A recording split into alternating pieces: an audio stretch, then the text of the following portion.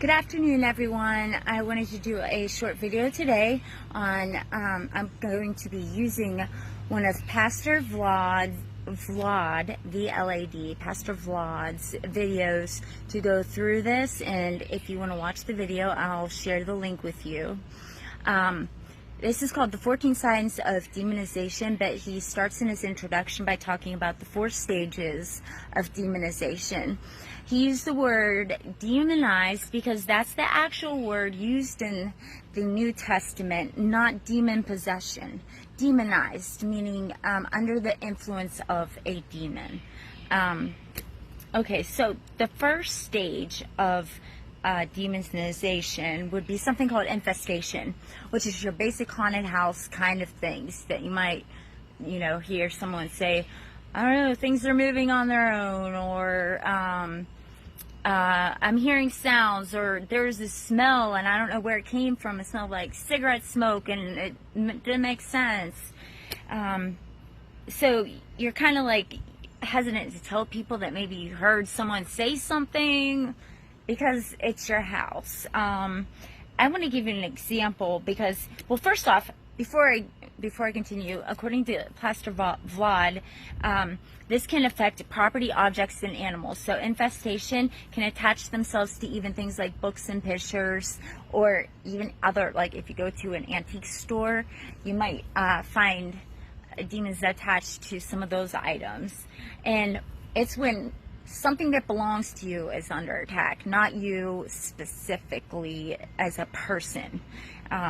It's what you own is under attack, whether it's your house or an object. An example I had from when I was 3 or 4 years old growing up in the 80s was Mother Goose.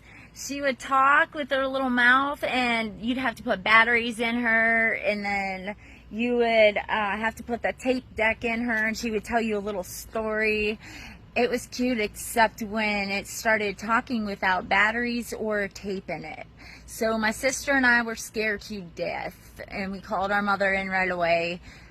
Why is this thing talking? The batteries aren't in it. And look here, Mom, there's no tape in it either. My mom's sitting there as it's talking, pressing the little tape eject button to look inside to make sure there's no tape, and there's no tape, there's no batteries.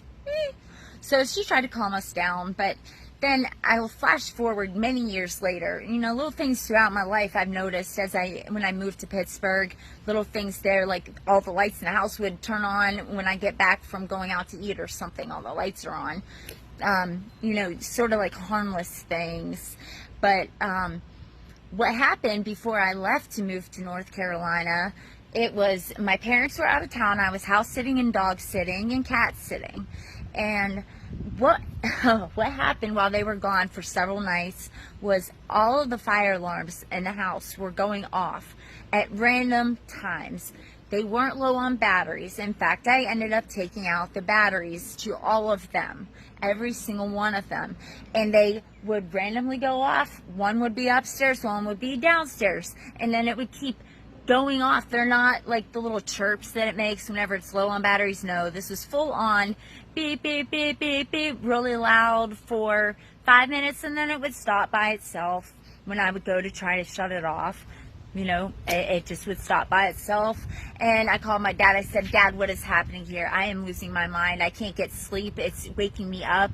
It's driving me crazy. So he said, oh, Jessica, don't worry about it. The one upstairs and the one downstairs, those two are wired, and for the electricity, it's just on battery backup. So, of course, they're expected to go off. And I said, Dad, it's the ones that are only relying on batteries that are going off right now, not the ones that are connected to the electricity.